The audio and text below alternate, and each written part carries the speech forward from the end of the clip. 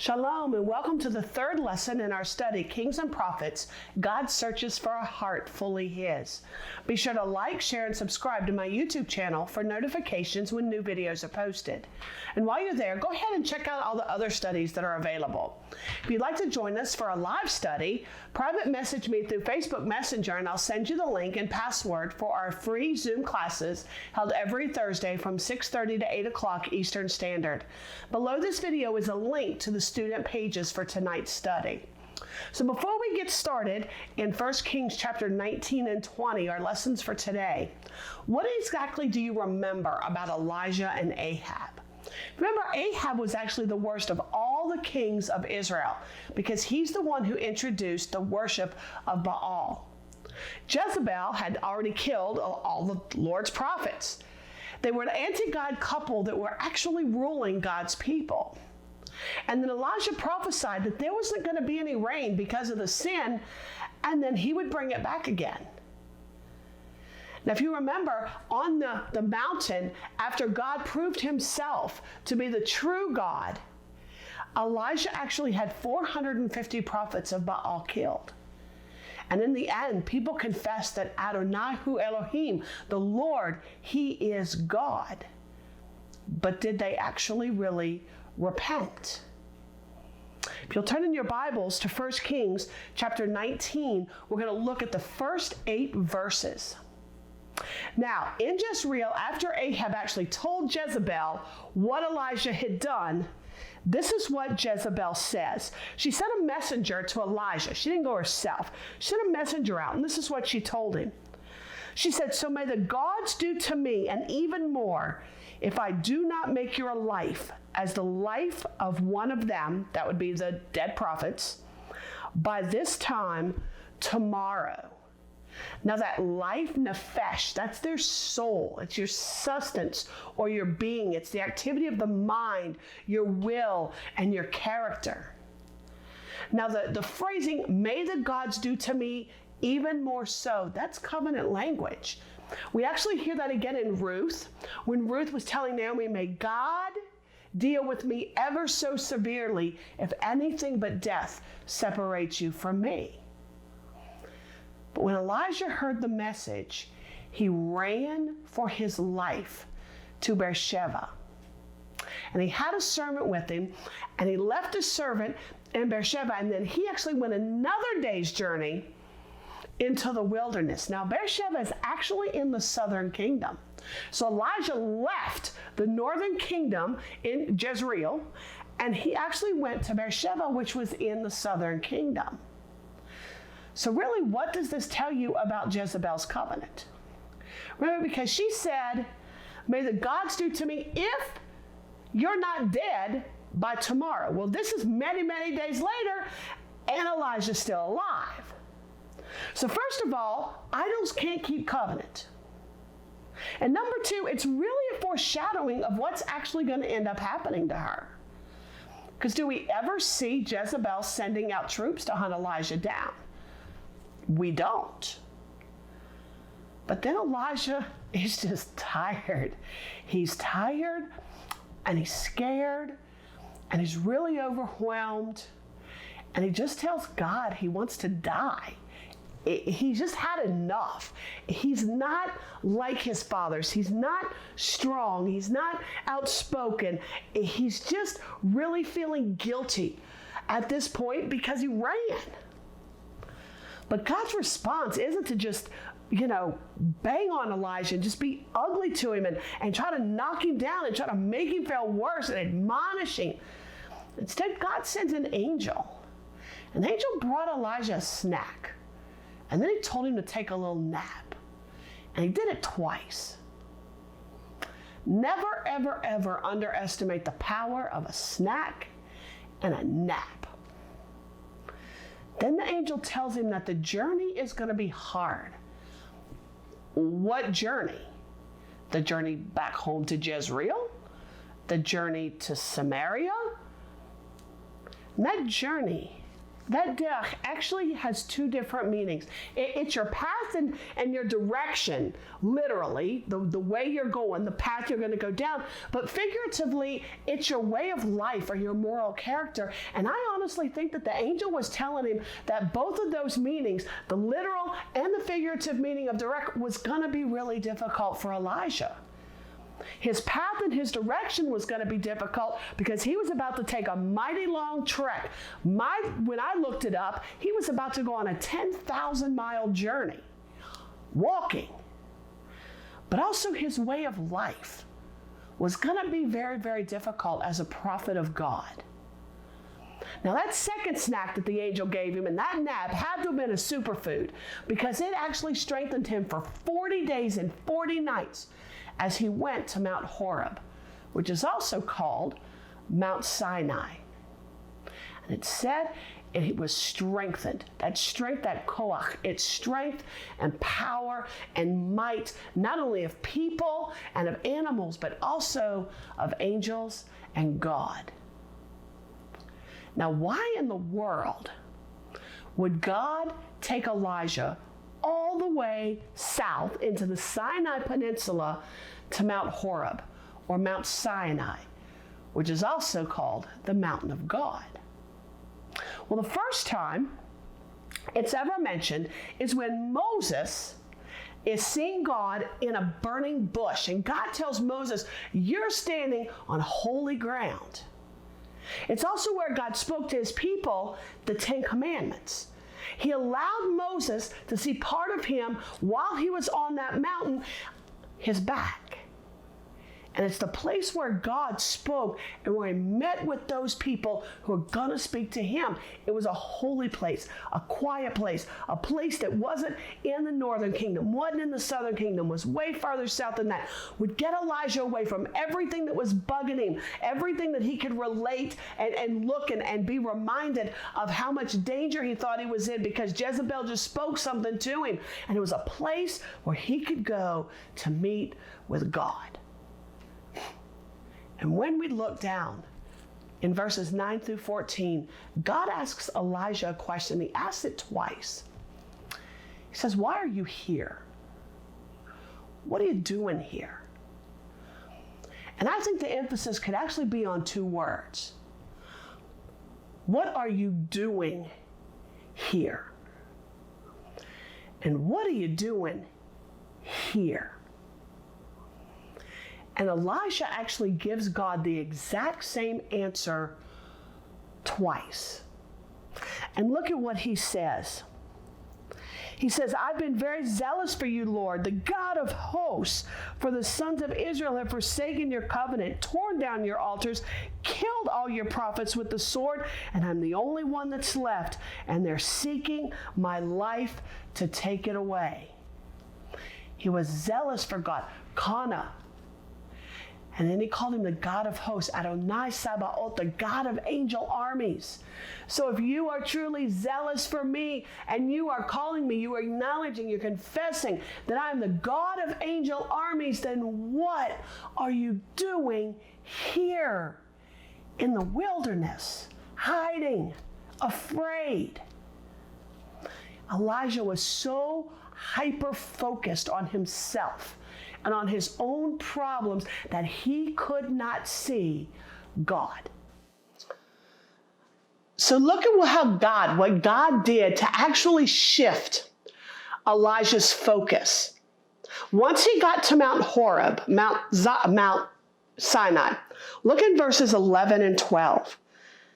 It says, "So go stand before the mountain of the Lord, and the Lord was passing by, and there was a great, strong wind, and it was rending the mountain and breaking into pieces of the rock before the Lord. But God wasn't in the wind.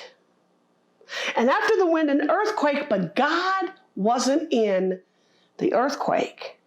And after the earthquake, a fire, but God wasn't in the fire. And after the fire, a gentle blowing breeze.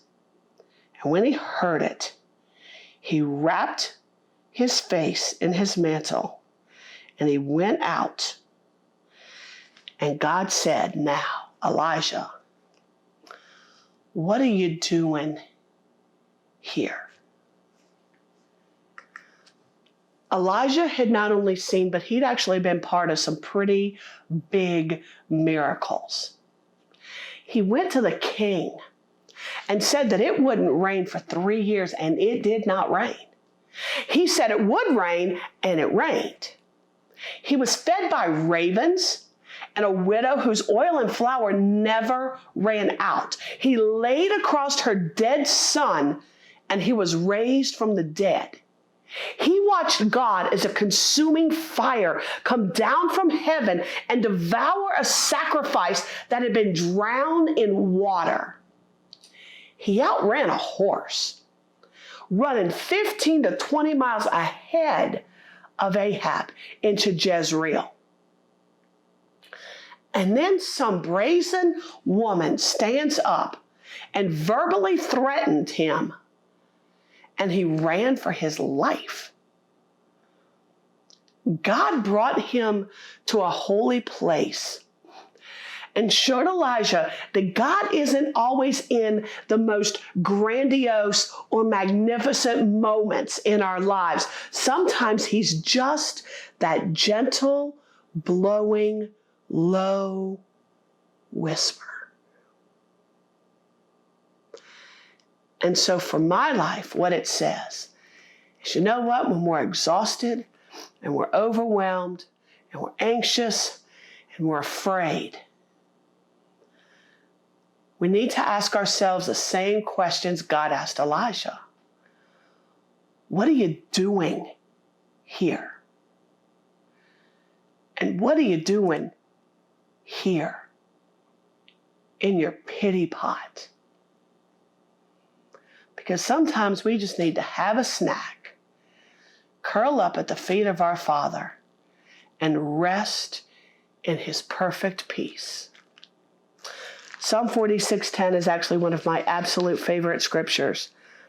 And it says, "Cease striving and know that I am God. I will be exalted among the nations, and I will be exalted in all of the earth." That stop striving literally means let go and just relax.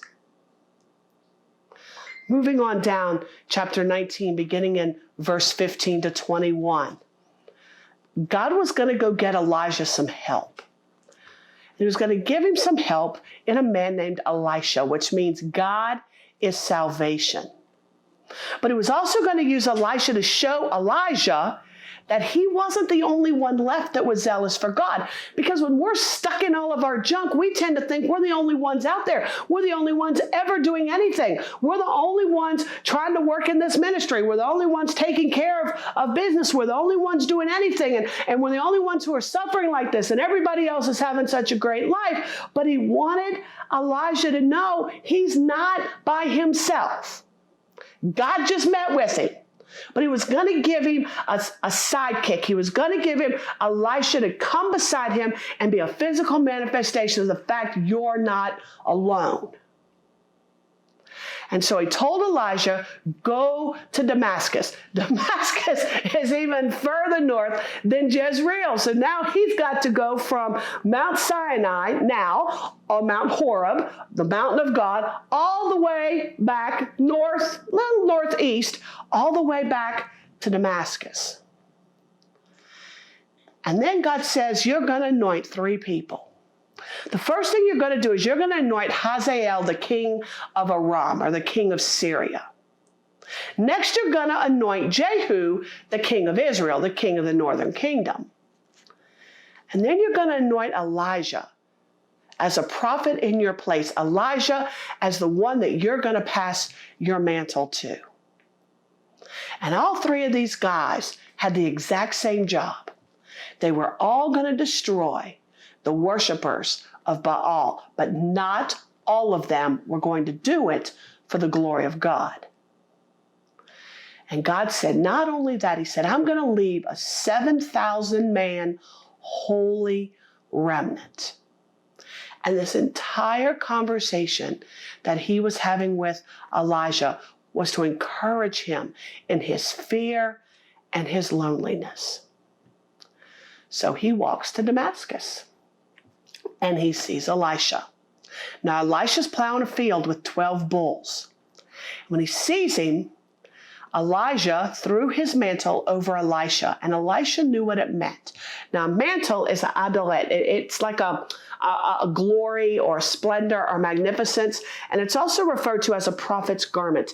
This is a mantle. This is actually one of our messianic prayer shawls that we have in our home. Just wanted you guys to see. So this would have been, it obviously didn't look exactly like this, but it would have been his mantle. It would have been his talit. It would have been his prayer shawl. And when Elisha accepted his mantle, he sacrificed all 12 of the bulls. And then he ministered to Elijah. He became a sharat. It means to serve or to take care or to attend to someone. In modern Hebrew, it's actually the word that they use for a waiter or a waitress. Now, moving on down to the last chapter for tonight, 1 Kings chapter 20. Now, in the first 12 verses, we see that this king, Ben-Hadad of Aram, or Syria, got together 32 kings and decided they were going to besiege Samaria, which means surrounded it. Didn't go to war with it yet, but surrounded it, much like Nebuchadnezzar did to Jerusalem in the book of Daniel. They surround it so nothing can come in, no supplies, no food, no money, and nothing can go out. So eventually, kind of, if you were outside, you're not getting back home. And if you're inside, you better hope that's where you live, because you're not going anywhere else. And the whole point of besieging and sitting there is eventually people are going to run out of food, they're going to run out of water, they're going to run out of supplies, and they're going to get very desperate. And then you really don't have to fight too hard to kind of go in and take them over. So he decided, Ben-Hadad and these 32 kings decided to surround Samaria. He actually demanded that Ahab give to him his best wives and his children. And Ahab absolutely agreed with him, didn't even try to negotiate. Now, Jezebel must have not been in that group. Maybe she wasn't the best looking wife that he had, or maybe she really was and he was just going to be really glad to get rid of her. We don't know. But then Ben-Hadad said, you know what? I'm going to send some people into your house, and I'm going to send some people into your servants' houses, and they're going to be allowed to take anything and everything that they want, and they're going to be able to give it to me. Then Ahab went to the elders and asked what he was supposed to do. Take my wives, take my children, don't touch my money. Now the elders told him, you refuse. You don't have any part of this. So then beginning in verse 13, I love it. God shows up. And God sent a prophet. Now this prophet is not Elijah. Elijah's probably still trying to make his way up to Damascus. So God sent a prophet to give a word to Ahab. And what this prophet said was, you know what? God's going to deliver Israel. God's going to actually let you win, you pagan, horrible king. But there's a reason. He's going to do it so that Ahab will know that God is Lord, that he is God, who Adonai. God's not going to deliver Israel for Ahab's sake. He did it for the sake of his holy name and for his reputation with the nations. And guess what? They won. In the very first sea battle, they actually won. But he said, hold on a minute, because they're actually going to come back in the springtime, and you need to get ready for it. So Ben-Hadad got his men together, and they kind of had this war room strategy meeting going on. And what they decided and what they told Ben-Hadad, these were the problems we had, and this is how we're going to fix it. So next time, we're going to go up against them, and we're going to win this time. Now, first of all, they said, you know what? You look. All the places that they worship are on these high places. They're in these mountains. So obviously, their God lives in the mountains. So we can't fight in the mountains again because that's why they won. This time, we need to fight them on the flatland. We need to fight them in the plains, in the valley, because their God's not down there, and that's how we're going to win. The next thing we need to do is we need to get rid of those 32 kings, and we need to put Aramean or Syrian captains in their places, because that's the only way we're going to have some really good military control.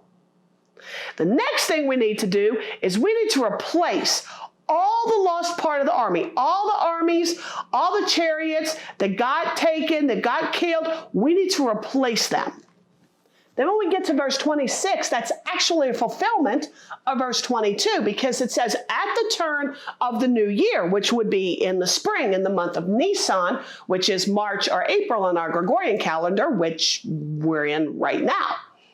The armies actually met at Aphek, which is in a plain. It's a flatland, with Aram having a huge military advantage. As a matter of fact, in verse 27, it says that the sons of Israel were mustered and were provisioned and went to meet them, and they were camped before them like two little flocks of goats. But the Arameans filled the entire countryside. So then a man of God, another prophet, not Elijah, just another man of God, told Ahab that they were going to win in the valley, exactly how they won in the mountains. Why? So again, so that Ahab would know who Elohim, that he is Lord. And Aram was absolutely decimated. 27,000 men, as they began to run away, the city walls fell on top of them and completely obliterated them.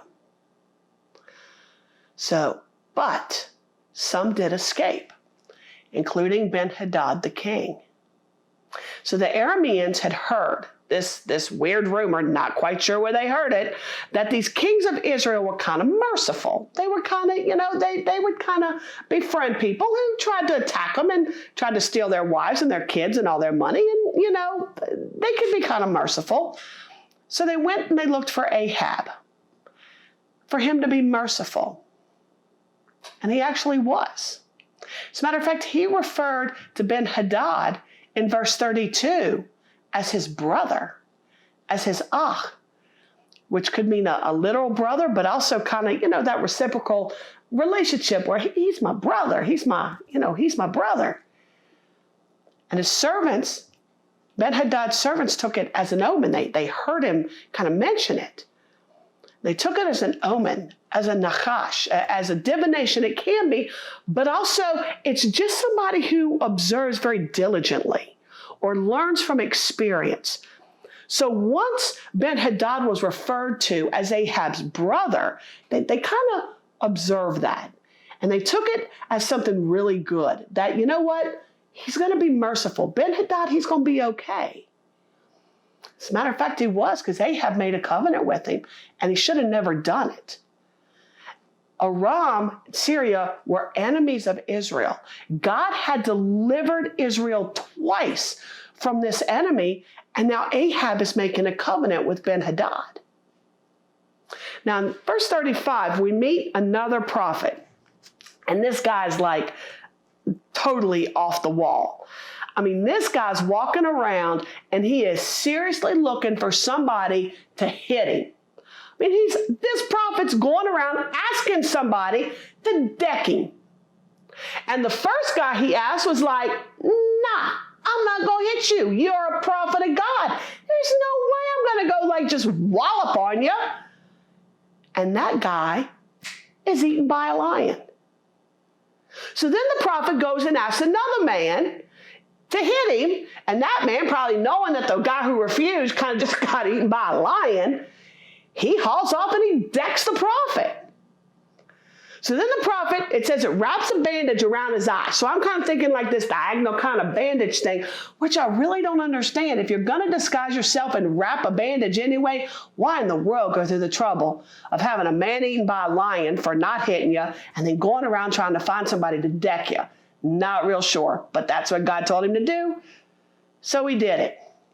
So then he made this disguise and he went and he found the king and he told the king a story about how he was supposed to watch a prisoner.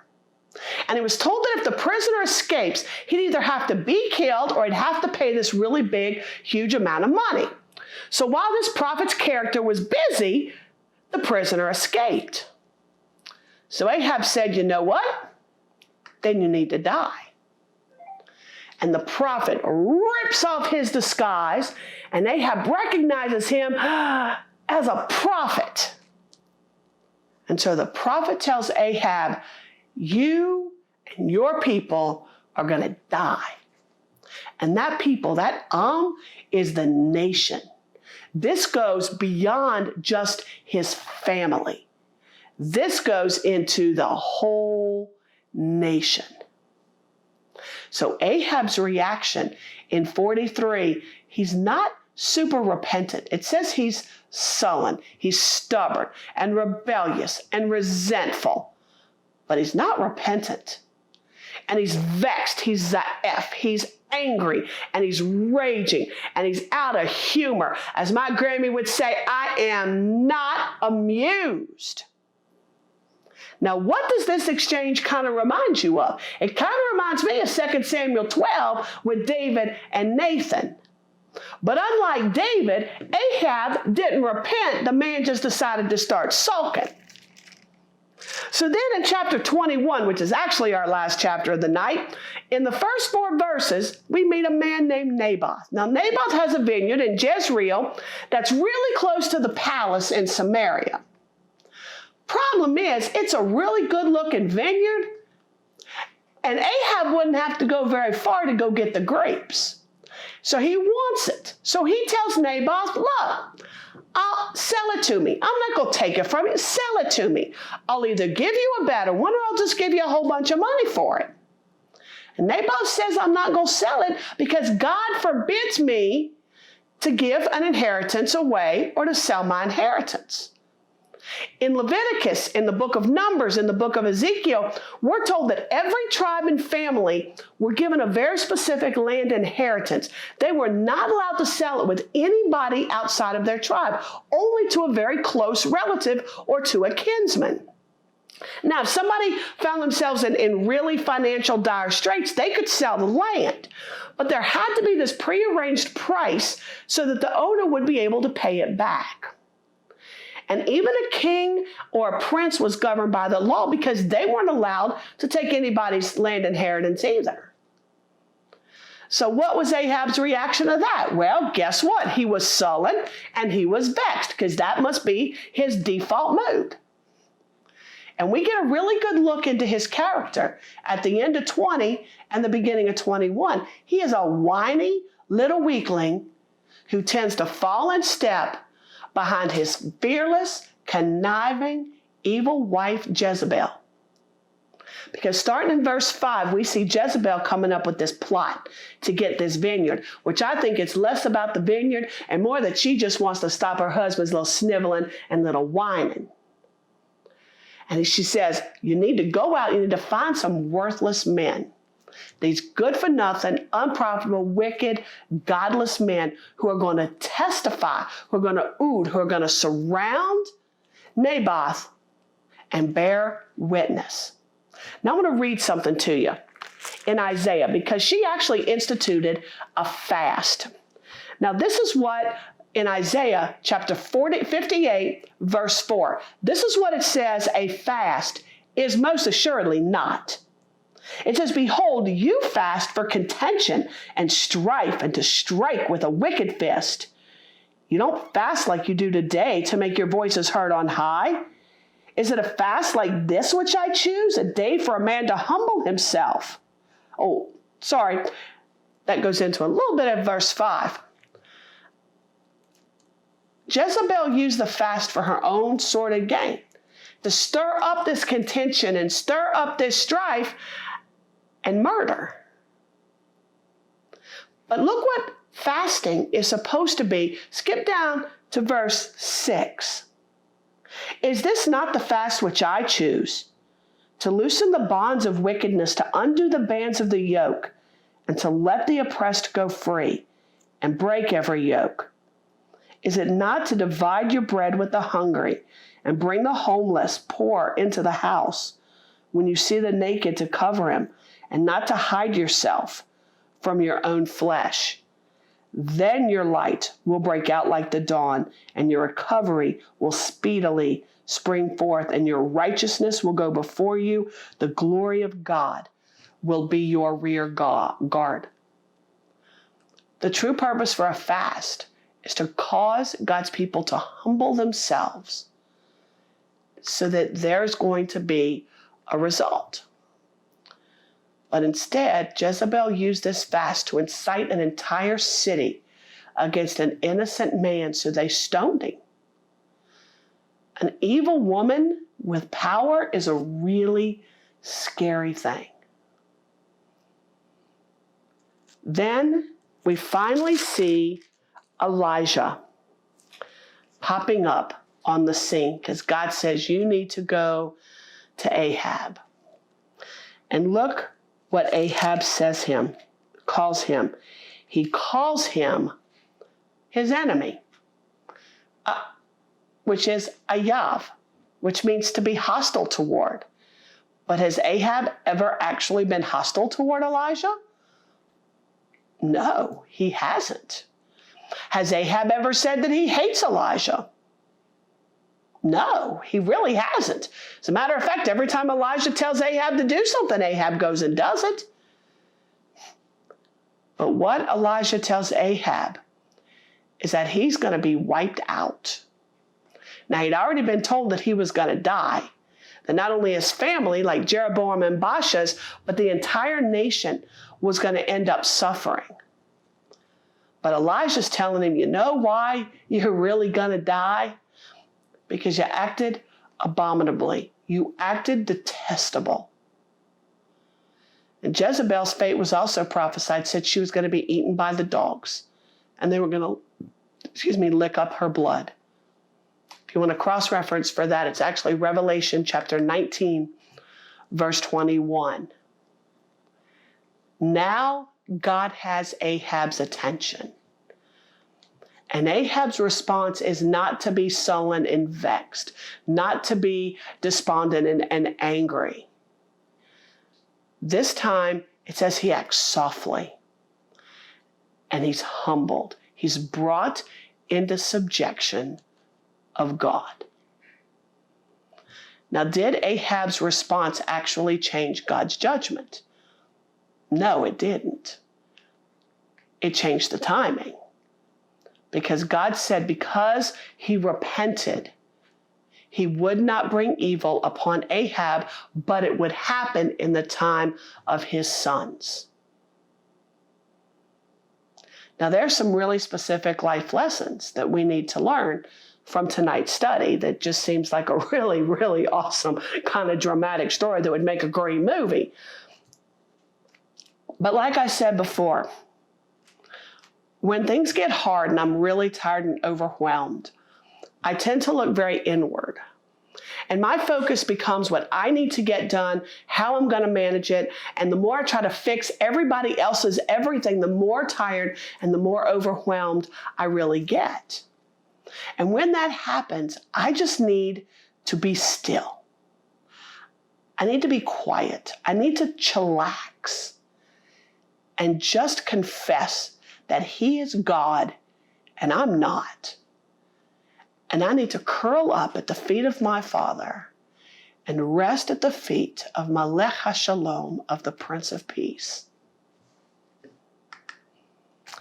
So thank you for joining me for our third study in our series, Kings and Prophets. God searches for a heart fully his. If you're studying with us and you don't have a book, you can prepare for our next lesson by reading 1 Kings chapter 22 and 2 Chronicles chapters 17 through 19. So until next time, Shavua Tov, everyone. Have a great week. Shalom, shalom.